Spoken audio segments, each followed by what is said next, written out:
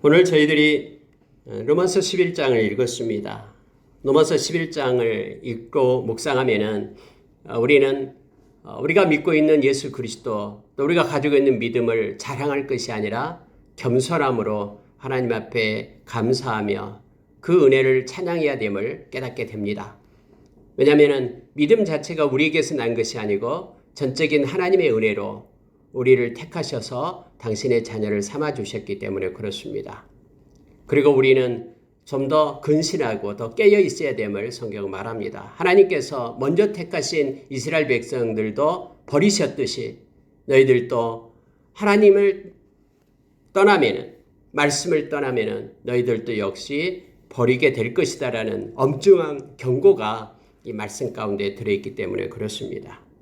원래 감람나무 가지가 꺾였습니다. 그 꺾인 이유가 그들이 하나님을 떠났기 때문이다라고 말합니다. 근데 그 꺾인 자리에 돌 감람나무 된 저희들 이방인들이 접붙임을 받아서 그 감람나무의 원액을 우리가 가질 수 있는 은혜를 입었다라고 말합니다. 이것도 다 하나님이 그렇게 하신 것인데 하나님께서 그러면은 처음에 버리셨던 그 이스라엘 백성들을 가만두겠느냐?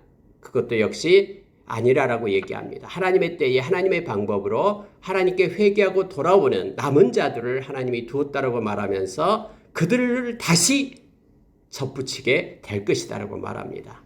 하나님은 능력의 하나님이시기 때문에 그러한 일이 있을 것이고 이것들이 선지자들이 예언하는 바다라고 바울은 말하면서 로마에 있는 그러한 이방인 그러한 교인들에게 그들이 겸손하고 또 감사함으로 하나님의 은혜 가운데 그들을 택해 주신 그 하나님의 은혜 가운데 거할 것을 지금 말하고 있는 것을 보게 됩니다. 이것이 신비다라고 하나님의 지혜다라고 지식을 누가 헤아릴 수 있느냐라고 그렇게 말씀하면서 말씀대로 이방인의 충만한 수가 돌아오면 그때서 이제는 이스라엘 백성들 버려진 그들이 다시 회복되어 접붙임을 받고 예수 그리스도를 영접하고 하나님의 자녀가 될 것을 이 놀라운 그러한 예언의 말씀을 바로 11장에서 기록하고 있음을 보게 됩니다. 여러분 11장 1절을 보니까 이렇게 말합니다. 하나님이 자기 백성을 버리셨느냐? 그럴 수 없느니라 이겁니다. 여기서 자기 백성이라고 말하는 것은 아브라함 때부터 이제 내려오는 그러한 이스라엘 백성들을 얘기합니다. 하나님이 그러면 진짜 그들을 버렸느냐? 그렇지 않다라고 말합니다. 그 예를 들어서 엘리야에게 했던 하나님의 말씀을 여기서 기록하고 있는 것입니다. 엘리야가 이제는 그 바알 선지자들 또 아세라 선지자들 합해서 850명과 갈멜산에서 하나님 앞에 이제는 그 대결을 벌리잖아요. 그래서 그들을 다 죽여요. 엘리야가 쌓은 제단에 하늘에서 불이 내려와서 하나님의 살아계심을 그리고 엘리야가 하나님의 종됨을 나타내잖아요. 그리고 그들이 모두가 다 죽음을 당하게 될 때에 이 아합의 그러한 부인이었던 이세벨이 이렇게 공문을 보내잖아요. 전가를 보냅니다.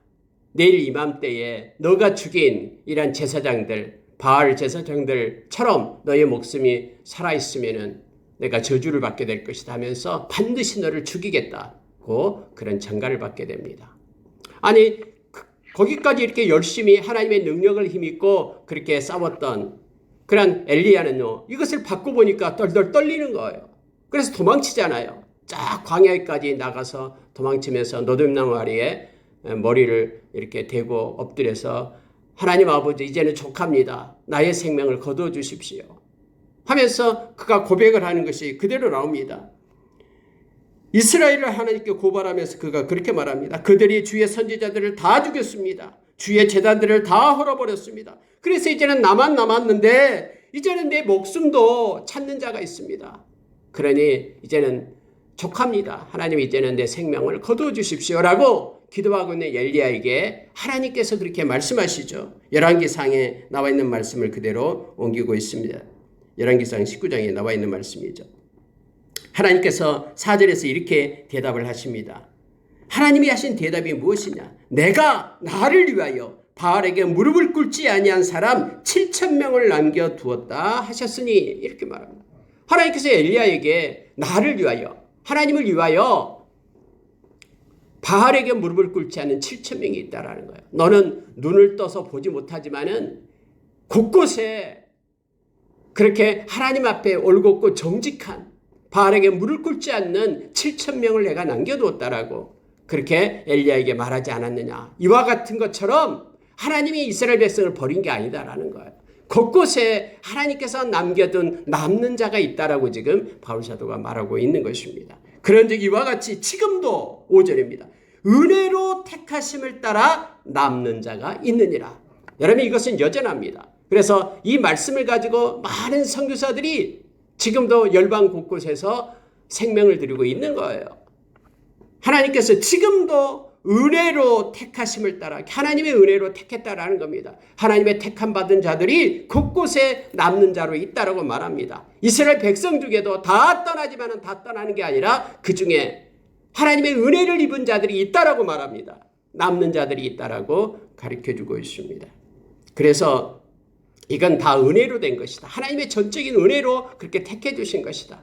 만약에 행위로 되었다면은 어떻게 은혜가 되겠느냐 하면서 바울 사도는 천적인 하나님의 은혜로 우리가 예수를 믿는 자가 되었음을 우리로 하여금 깨닫게 합니다.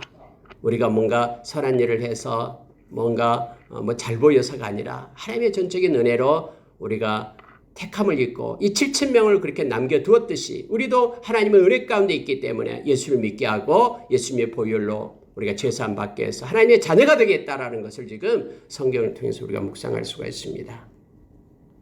그러면은 이제는 이스라엘이 구하는 것을 그것을 얻지 못하고 오직 택하심을 입은 자가 얻었고 그 남은 자들은 우둔하여졌다라고 표현하면서 오직 하나님의 은혜로 택하심을 받은 자들만 구원에 이르렀다라고 말합니다. 아무리 그들이 갈구하고 구하고 구했지만 그들은 얻지 못했고 하나님의 택하심을 받는 자들만 예수 그리스도를 통해서 구원함을 얻었다라고 지금 바울 사도는 말하고 있는 것입니다. 여기에 대해서 여러분 하나님의 오늘까지 그들에게 혼미한 심령과 보지 못할 눈과 듣지 못할 귀를 주셨다함과 같으니라 라고 말하면서 우리가 여기서 말하는 이사야서 29장의 말씀을 또 시편에 이사야서 29장, 신명기서 29장 두 가지 다 29장입니다. 이 말씀을 인용하고 있어요. 오늘까지 하나님께서 혼미한 심령과 보지 못할 눈과 듣지 못한 귀를 주셨다. 여러분 이게 무슨 뜻입니까? 심령이 혼미해가지고 하나님을 알지 못해요. 하나님을 볼 눈이 없어요. 하나님의 음성을 들을 귀가 없어요. 왜 그랬냐 그러면요. 우리가 성경에서 이사야서도 봅니다마는 그들이 하나님을 떠났기 때문이다라고 말합니다. 그들이 아예 하나님을 무시하고 하나님을 멸시하고 하나님을 배반하고 말씀을 떠났기 때문에 하나님께서 그들 가운데 혼미한 그런 심령을 가지고 살게끔 내버려 두었다고 말합니다. 이것은요 로마서 1장하고도 똑같습니다. 마음에 하나님 되기를 싫어하기 때문에 하나님께서 내버려 두었다. 이런 내용이 로마서 1장에도 3번씩이나 나옵니다. 그랬더니 그들이 하나님이 지으신 금수 버러지 벌레 또 이런 동물 이런 피조물을 가지고 그것으로 하나님처럼 우상을 삼아 섬기는 어리석은 자가 되었다고 말합니다. 그리고 너무나 죄악 가운데 있으면서 그런 동성애와 같은 그러한 죄악 가운데 그들이 쾌락을 쫓아갔다고 말하고 하나님 되기를 싫어하니까 온갖 죄악들 21가지를 기록하면서 28절 로마서 1장 28절 이하에서 기록해 주면서 나타내주고 있죠. 여기서도 동일한 내용입니다. 하나님 두기를 싫어하니까 하나님을 떠나니까 그래서 그들의 마음 가운데 혼미한 심령 듣지 못할 귀 보지 못할 눈 이것을 주어서 그들이 계속해서 하나님을 거부함으로 하나님이 그 은혜의 줄을 거두었다라고 지금 말하고 있는 것입니다. 여러분 11절 한번 보시기 바랍니다. 그러므로 내가 말하노니 그들이 넘어지기까지 실족하였느냐 그럴 수 없느니라. 그들이 넘어짐으로 구원이 이방인에게 이르러 이스라엘로 식인하게 함이니라. 그들이 넘어짐이 세상의 풍성함이 되며 그들의 실패가 이방인의 풍성함이 되거든 하물며 그들의 충만함이리요. 여러분 이스라엘 백성들이 넘어지고 하나님을 떠나고 그러니까 이제 이 구원의 촛대가 이방인들에게 이르렀다라고 말합니다. 그래서 이방인들이 지금 저와 여러분 모든 열방에 있는 이들이 하나님의 택하심을 받아 하나님을 부르고 구원을 얻는 그런 역사가 이루어졌다라고 말하죠. 그래서 구원의 역사가 처음에는 예루살렘에서 시작됐지만은 그게 사마리아와 온 유대와 사마리아와 땅끝까지 이르러 이제는 복음이 증거되고 구원 얻는 역사가 일어나게 되었잖아요. 그래서 저와 여러분에게까지 지금 구원의 역사가 온 것입니다. 아무에게나 주어진 게 아니라 하나님의 경륜 가운데 택하심을 입은 자들이 하나님 앞에 나와서 거룩을 입고 하나님의 자녀가 되었다고 말합니다. 그런데 이제는 구원이 이방인에게 이르렀다고 말합니다. 그런데 이러한 같은 것들을 보고 이스라엘 백성들이 저들도 하나님을 믿는다고, 저들이 바로 예수님을 믿는다고 하면서 시기하며 돌아온 자들이 있다라고 말하고 있는 거예요. 그들의 넘어짐이 이방인 세계의 풍성함이 되어서 많은 이들이 열방 가운데 지금 예수를 믿고 있는 것이죠. 자, 14절에서 이걸 말하고 있습니다. 이는 혹 내 권력을 아무쪼록 시기하게 하여 그들 중에서 얼마를 구원하려 함이라. 중요한 말씀이 있습니다. 그럼 이스라엘 백성들이 전부 다 돌아와서 다 그럼 예수를 믿게 되는가? 아니요. 오늘 성경은 분명하게 얘기하잖아요. 그들 중 얼마를 구원하려 함이라. 그래서 이스라엘 백성들 중에서 유대교 중에서요. 예수를 믿는 이들, 그들만 구원을 받는다고 말하고 있는 거예요. 모두가 다 구원을 받는 것이 아니라 그들 중 얼마를 구원하기 위하여 이방인들이 구원받게 함으로써 그들이 시기하게끔 하겠다라고 말하고 있는 것이죠. 이스라엘 백성들 모두가 다 바알과 아세라상에 무릎을 꿇는 자들이 아니라 7,000명을 나를 위하여 남겨두었던 그런 하나님의 은혜가 이제 이스라엘 백성에게도 주어지게 된다라는 것을 말하고 있습니다. 특히 15절 보면 우리에게 그 은혜를 줍니다. 보십시오. 그들을 버리는 것이, 즉 이스라엘 백성들을 하나님께서 유기시키잖아요. 떠나버렸잖아요. 세상의 화목이 되거든. 그로 인하여 저와 여러분이 하나님과 화목되는 그런 길이 열었어요. 구원이, 복음이 여러분과 저에게까지 왔잖아요. 열방 가운데. 그래서 세상의 화목이 되었다라고 말합니다. 그럼 그 받아들이는 것이 죽은 자 가운데서 살아나는 것이 아니면 무엇이리요? 이제는 하나님의 때가 되면은 그렇게 하나님을 떠났던 이제는 이스라엘 백성들 중에 얼마가 그들이 회개하고 돌아온 그들을 하나님께서 받아들이는 것이 죽은 자 가운데서 살아나는 그런 하나님 예수님의 그 은혜를 잊게 된다라는 거죠. 그것과 똑같다라고 말합니다. 그들이 이미 죽었어요. 근데 하나님의 은혜로 이제 그들이 다시 돌아와서 회복을 얻는, 그래서 구원을 받는 역사가 있게 될 것이다. 마치 십자가처럼 지금 십자가의 역사처럼 성경은 말하고 있음을 보게 됩니다. 그래서 접붙임에 대한 그러한 예를 들고 있습니다. 놀라운 교리입니다. 저와 여러분은 접붙임을 받았죠. 돌감람나무, 죽을 수밖에 없는 돌감람나무. 그래서 사망에 있던 저희들이 이제는 생명이 있는 원감람나무로 접붙임을 받았습니다. 요한복음 5장 24절에서 저와 여러분은 사망에서 생명으로 옮겼다라고 얘기합니다. 이 옮긴다라는 것이 바로 여기서는 접붙임을 받는다라고 같은 표현으로 쓰고 있습니다. 자, 성경이 이렇게 말합니다. 20절에서 옳도다. 그들은 믿지 아니함으로, 중요한 것이 있어요. 여러분 믿지 않으면요, 아무리 유대인이든 이스라엘이든 구원 못 받아요. 열방도 마찬가지입니다. 모든 이방인이든 헬라인이든 유대인이든 다 똑같아요. 차별이 없어요. 믿음을 가져야지만 구원을 받을 수 있습니다. 오늘 여기서도요, 옳도다 그들은 믿지 아니함으로 꺾였다라는 거예요. 구원에서 꺾였어요. 근데 너는 믿음으로 섰느니라. 믿지 않으면 꺾이고 믿으면 선다라고 얘기합니다. 높은 마음을 그러니 품지 말고 도리어 두려워하라 라고 경고를 합니다. 너가 이제 섰다고, 선 줄로 알면은 넘어질까 조심하라라고 성경이 말해주고 있죠. 너희들이 구원 얻었다고 자랑하고 자만하지 말라라는 거예요. 두려워하라 라고 말하고 있습니다. 하나님께서 원가지들도 아끼지 아니하였은즉 너도 아끼지 아니하시리라. 만약에 너가 믿음을 떠나고 예수님을 떠나고 그러게 될 때 너희들도 역시 꺾이게 될 것이다라고 지금 경고하고 있는 것을 보게 됩니다. 그러므로 두 가지를 보라라고 얘기합니다. 하나님의 인자하심을 보라. 또 하나는 하나님의 준엄하심을 보라라고 말합니다. 여러분, 인자하심은 사랑이잖아요. 하나님이 얼마나 너희들을 사랑했는가를 깨달으라. 너희들을 택하고 너희들을 구원하기 위하여 예수 그리스도를 십자가에 놓으시고 그 생명을 주신 그 하나님을 기억하라. 인자하심을 기억하라. 또 하나는 하나님의 준엄하심을 보라라는 거예요. 하나님이 그 하나님의 백성들마저도 말씀을 떠나고 하나님을 버리게 될 때 그들은 구원의 반열에서 꺾어냈다라는 것을, 이 준엄하심을 보라라고 얘기합니다. 하나님의 사랑과 하나님의 공의를 얘기합니다. 여러분, 하나님은 두려우신 하나님입니다. 함부로 우리가 대하실 그런 분이 아닙니다. 하나님은 우리를 창조하신 분이고요. 하나님은 영화로우신 보좌이시고요. 하나님은 시작부터 높은 곳에 계신 영원한 존귀하신 분이고요. 그분은 두려우시고 심판하시는 하나님이십니다. 근데 하나님을 너무나 우리는 경솔히 대하고 너무나 무시합니다. 하나님의 그 사랑하심과 하나님의 준엄하심, 이 두 가지를 보라라고 지금 바울사도는 말하고 있는 것입니다. 넘어지는 자에게는 준엄함이 있으니, 이 넘어진다라는 것은 하나님을 떠나고 말씀에서 떠나고 믿음에서 떠나는 것을 얘기합니다. 그들에게는 하나님의 준엄한 심판이 있음을 바울사도는 말합니다. 너희가 만일 하나님의 인자하심에 머물러 있으면 그 인자가 너희에게 있으리라. 그러나 하나님의 그 사랑 안에 머물러 있으면, 예수 안에 있으면, 떠나지 않고 하나님 은혜 가운데 있으면 계속해서 하나님의 인자하심이 너희에게 머물러 있을 것이다. 그러나 떠나면은, 넘어지면은 하나님의 준엄하신 심판이 있음을 두려워하면서 보라라는 거예요. 이스라엘의 역사를 보면서 이걸 깨달으라라고 지금 말하고 있습니다. 만약에 머물러 있지 않는다면 너도 찍힌 바 되리라. 성경은 명확하게 말합니다.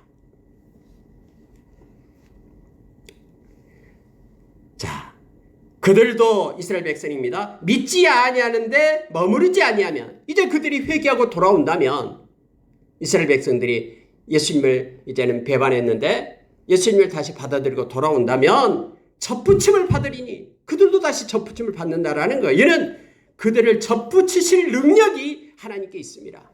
하나님은 모든 능력이 있기 때문에 떠났던 자가 다시 회개하고 돌아오게 된다면 하나님이 접붙이실 수 있는 능력을 가지신 하나님께서 그들을 받아들이게 될 것이다라고 말합니다.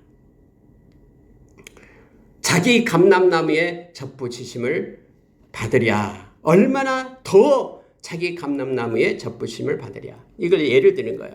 우리는 원 감람나무가 아니었어요. 근데 돌 감람나무에 있던 우리들을 원 감람나무에 접붙이시던 그분이 이제 원 감람나무였다가 꺾여서 나간 그들이 다시 돌아올 때 다시 원 감람나무에 그들을 접붙일 수 있는 능력이 하나님께 계시기 때문에 충분히 하나님께서는 그들을 다시 회복시키실 수 있다라고 말합니다. 그러면서요, 바울사도는 이걸 얘기합니다. 이 신비를 기억하라 라고 말합니다.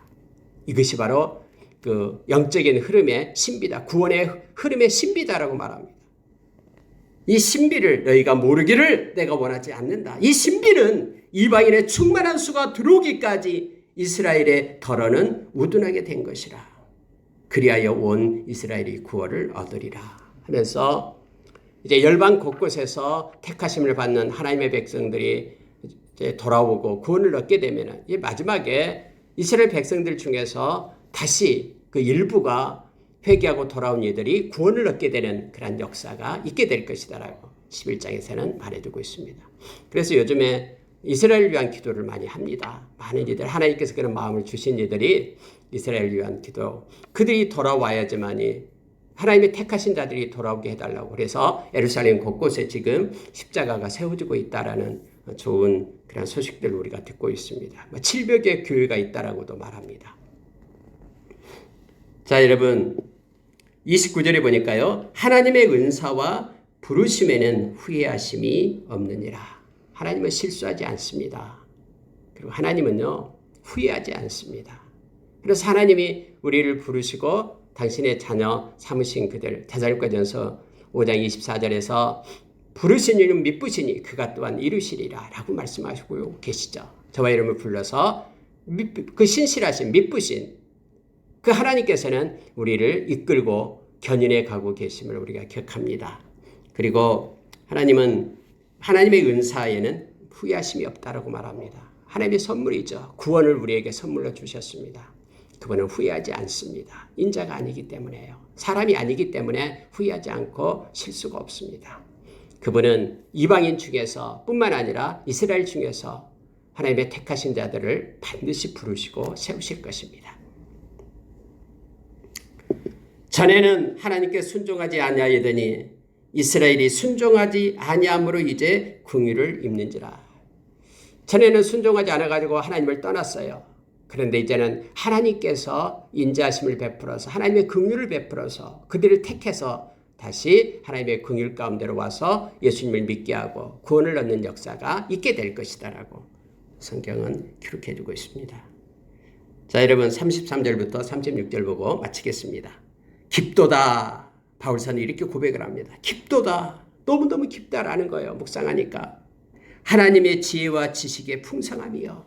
어떻게 인간의 지혜와 지식으로 이 모든 구원의 경륜을 알 수 있겠느냐 하면서 이 말씀을 읽는 저와 여러분으로 가르칩니다. 하나님의 지각은 우리의 상상을 뛰어넘습니다. 너무너무 깊다. 하나님의 그 지혜와 지식이 얼마나 풍성한지, 구원의 그 경륜이 얼마나 오묘하고 신비로운 것인지. 그래서 여러분, 우리 각자에게 주어진 어떤 삶의 고난이 온다고 해도요, 그것 때문에 두려워하지 말 것을 요청합니다. 하나님께서는 지혜와 지식이 너무나 풍성해서 그 모든 것을 합력하여 선을 이루시는 그 하나님을 우리가 바라보기를 원합니다. 그의 판단은 헤아리지 못할 것이며 하나님께서 판단하는 것은 다 옳습니다. 우리가 헤아릴 수가 없습니다. 그의 길은 찾지 못할 것이로되 하나님의 길은요 우리의 생각으로는 알지 못합니다. 그래서 사람의 길과 하나님의 길이 다르다라고, 하나님의 생각과 사람의 생각이 다르다라고 성경 이사야서 55장에서 우리에게 가르쳐주죠. 8절에서 우리에게 가르쳐주고 있습니다. 그 하나님의 마음을 누가 알았느냐? 누가 그의 모사가 되겠느냐? 하나님이 너무나 지혜와 지식이 풍성하신데 누가 하나님을 가르치겠느냐라는 거예요. 누가 그 하나님을 다 알겠느냐? 아무도 알지 못한다라는 거예요. 온전하신 하나님만이 아신다라고 말합니다. 그래서 우리가 고린도전서 13장 12절에 보면은 우리가 이 세상에 이제 끝나면은 우리가 주님을 만나게 될 때 그때서야 우리의 지식이 온전해져서 우리가 다 알게 된다라고 말합니다. 아, 하나님 그때 이해가 안 됐는데 그것 때문에 나에게 이런 고난을 주었군요. 하나님 그것은 아무것도 지금 생각하니까 그때 가서 얘기하는 거예요. 그때 당시에 그것이 엄청나게 크고 엄청난 것처럼 느껴졌는데 우리 주님 앞에 서서 보니까 그거 아무것도 아니네요. 나에게 이 생명을 주기 위하여 하나님께서 그렇게 하셨네요. 주님께서 하면서 우리 지식이 온전해져서 다 알게 된다고 말합니다. 그때는 온전히 감사밖에 없습니다. 하나님 앞에 엎드려서 하나님 너무너무 감사합니다. 그때 저를 이렇게 인도해 주셨네요. 그런데 그때는 그것도 모르고 불평하고 원망했네요. 하면서 우리 주님이 우리에게 지식이 온전하게 될 때 우리는 다 알게 되고 하나님께 영광 돌릴 수 있는 날이 속히 올 겁니다. 그러니 때로는 우리가 이해가 되지 않다 할지라도, 이해되지 않는 상황이 우리에게 온다 할지라도 하나님을 신뢰하고 의지하면서 믿음에서 떠나서는 안 됩니다. 그리고 어떤 조건에서도 우리가 하나님을 인정하면서 감사함으로 살아갈 것을 성경은 요청해 주고 있습니다. 누가 주께 먼저 드려서 갚으심을 받겠느냐? 아무도 없다라는 거예요. 하나님이 먼저 우리를 택하시고 먼저 은혜를 입히시고 먼저 의롭다 하시고 먼저 당신의 아들 십자가에 주어서 우리를 사랑하시면서 그 사랑을 확증해 주었죠. 하나님이 먼저 하신 것입니다. 이는 만물이 주에게서 나오고 주로 말미암고 주께로 돌아갑니다.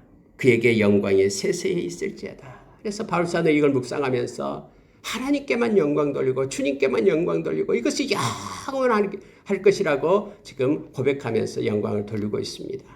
모든 만물은 주께서 나왔습니다. 우리 주님으로부터 나왔다라고 요한일서 1장, 요한복음 1장, 골로새서 1장에서 성경 가르쳐주고 있죠. 세상에 있는 모든 만물은 주님으로부터 나왔습니다. 그리고 주님으로 말미암아 이것은 주님과 함께합니다. 그리고 결국은 주님께로 돌아갑니다. 모든 것들이 하나님께 속한 것입니다. 그렇기 때문에 우리는 그 하나님을 의지하고 주님을 의지하고 살아가는 자 되기를 원합니다. 그래서 주님을 찾는 자가 되기를 원합니다. 어떤 순간에도 우리가 주님을 찾고 주님의 이름을 부르면 주님께서 성경에서 가르쳐 주었듯이요, 우리를 절대로 부끄럽게 하지 않습니다. 그리고 주님께서는 우리에게 구원을 주십니다. 그리고 응답해 주시고 가장 좋은 것으로 채우시는 주님을 우리가 만납니다. 오늘 하루도 우리 주님과 함께 동행하기를 원하며 주님의 은혜 가운데 우리가 머물기를 원합니다. 하나님을 절대 신뢰하고 하나님께 영광 돌리는 우리가 되기를 원합니다. 기도하겠습니다.